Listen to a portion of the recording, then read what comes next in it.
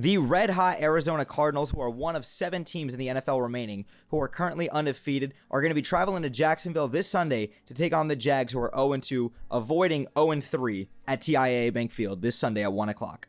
Now, the first thing I always want to get into when I'm doing these preview matchups is always going to be the opponent, and that's going to be the Arizona Cardinals coming into this game. Now, obviously, everybody knows with the Arizona Cardinals, former number 1 overall pick Kyler Murray has been balling out to begin the year. He's in the MVP conversation, and the fact that Kyler Murray is probably one of the more elusive quarterbacks in the NFL, up there with guys like Lamar Jackson, and his escapability, his ability to get out of the pocket, avoid pressure, and also just have a cannon for an arm. That's why he was a multi-sport athlete. Also with the MLB, when he was considering his days coming out of Oklahoma, whether he was going to go to the NFL or the MLB, he ended up choosing the route with Cliff Kingsbury, joining him with the Arizona Cardinals, and great choice by him because Kyler Murray really is one of the better quarterbacks in the NFL. He's in the MVP conversation currently. He's number 2 in the NFL behind Derek Carr in terms of passing yards, 689 yards, 7 touchdowns, 3 interceptions. You can't say enough about this guy and the work that he's put in over the years. There was a lot of doubters about him coming out of college, even after being a Heisman winner, if I remember correctly, him being a Heisman winner with Oklahoma, because of his size, and also people didn't know if he was going to actually be able to succeed at the next level. Kyler Murray's proven all the haters wrong, and he is going to be a tough man for the Jags to stop. And they've got weapons everywhere on the offensive side of the ball outside of Kyler Murray. Obviously, you've got James Conner right there in the backfield alongside Chase Edmonds, and then, of course, all the receiving cores. I personally still think DeAndre Hopkins is the best wide receiver in football alongside Devontae Adams. Whoever you want to say 1A, 1B, I believe DeAndre Hopkins is still a beast. Then you obviously have AJ Green and, of course, Christian Kirk. These guys are bona fide studs, some of the best receiving cores in the NFL, and Arizona is just absolutely loaded offensively. Then you move on to the defensive side of the ball. I mean, they've got a lot of great things going for them as well. They've only allowed 404 passing yards through the first 2 weeks, so their pass defense has been improved a lot. Obviously, you've got guys like J.J. Watt leaving the Houston Texans, joining in DeAndre Hopkins over with the Arizona Cardinals, Budda Baker over one of the better safeties in the NFL who doesn't get talked about enough, Byron Murphy Jr., Marco Wilson, shout out the Florida Gators. I actually wanted the Jags to take him in the 3rd or 4th round.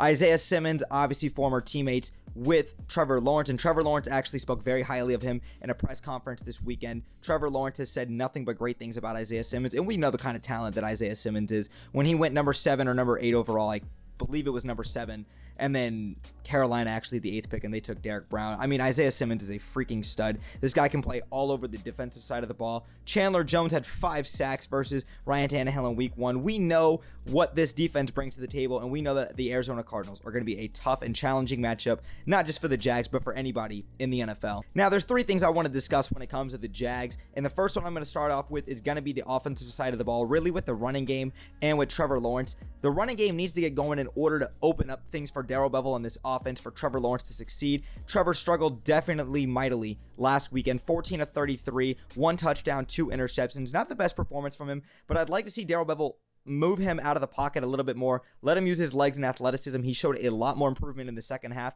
And look, it's only going to take more time and more reps for Trevor Lawrence to get comfortable and acclimated in the NFL game. I believe he's going to continue to get better. Urban Meyer and this team will continue to get better. And all I can ask is that I see improvement in this team week in and week out. And like I said, with the running game, I know Jag fans everywhere are just freaking out because James Robinson was our 1,000-yard back last year, and he only got 11 carries last week and then 5 carries the first week at Houston. You guys need to chill out. Look, I understand the need for concern when it comes to James Robinson. I'm not sitting here bashing him, but the whole reason James Robinson's not getting the carries is because if you watch the film, I'm telling you guys, he's not hitting the hole. He's not hitting the hole the way he's supposed to be. And granted, the run blocking on our offensive line is much better than the pass protection. The pass protection has been actually somewhat decent, but James Robinson's not hitting the hole properly. He's not taking all the correct lanes and everything, and James Robinson will still get better. The offensive line will still get better. I'm not too worried about it, but it definitely needs to be addressed. Then moving on to the defensive side of the ball, I mean, the Jags actually have been a lot better defensively, and this is one thing I said heading into the year. Maybe I'm a little bit off right now because I said that the Jags would probably be like a top 12 to 15 defense. They're not quite that, but I definitely see the pieces on this defense coming together. Hopefully CJ Henderson will play this game. He sat out all of the second half last game, I believe, with that hip injury. He's our best secondary player, best corner on the team alongside Shaq Griffin. Hopefully he can get out there and play. But I mean, the Jags have had 3.6 yards per carry defensively, which is 8th best in the NFL. 44 QB pressures, which is the 5th most in the NFL. Granted, we're not getting all the way home and sacking the quarterback, and that's going to be difficult with a guy like Kyler Murray. But the Jags are definitely generating pressure. Kylevon Chason is doing a great job getting the backfield. Obviously, Josh Allen's really been in there getting the sacks, but I'm telling you guys, watch the film. Just go back and watch. Pay attention to these guys individually and the schemes that they're running. They're playing a lot better defensively. Obviously, in the back end, Shaq Griffin, Rayshawn Jenkins, these guys are getting their hands on the ball. They're basically right there in coverage. Granted, we've had a couple blown coverages, really, but they just need to come down and make a play with the ball. Rayshawn Jenkins talked about that. These guys are in position to make a play. Same thing with Tyson Campbell as well. They just got to actually go out there and make a play, because once we get a timely turnover, hopefully that can swing the game, especially being at home. The Jags need all the luck and all the momentum and turnovers that they could possibly get. It's going to be a challenge with Arizona, but the defense needs to go and make timely turnovers. The Jags have yet to create a single turnover this season, and this is something that the Jags need to heavily do in order to come out and even have an attempt to win versus the Arizona Cardinals. And the last thing I want to discuss with the Jags has been the special teams. I said that this was going to be one of the best special teams in the NFL. I don't think I'm wrong. I mean, you saw what Jamal Agnew did last weekend with that 102-yard kick return for a touchdown. It's the reason you brought him here. And I think Logan Cook is actually a decent punter. But damn, Josh Lambo, all I ask from you is just to make your kicks through the uprights. That's it. You missed 2 last weekend at TIAA Bank Field.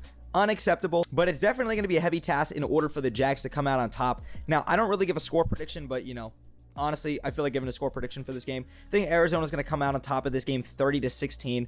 Don't ask me why I picked 16. I just think the Jags are going to get 16 points. I think the offense will be better, and I do think that the Jags will finally get that timely turnover that they've been long seeking for in the first 2 games. Rayshawn Jenkins said it himself that once you get one, they start to come in bunches, and hopefully that can be something moving forward that the Jags can build on. As long as I see improvement week in and week out from Urban Meyer, Trevor Lawrence, and the rest of the team, that's all I can ask for. Of course, at the end of the day, I want to win, but Arizona is a very, very good team. I see them going 3-0. And of course, I'll be there this Sunday. I have season tickets, so, I'll be at every single home game this weekend, hopefully coming out with a win.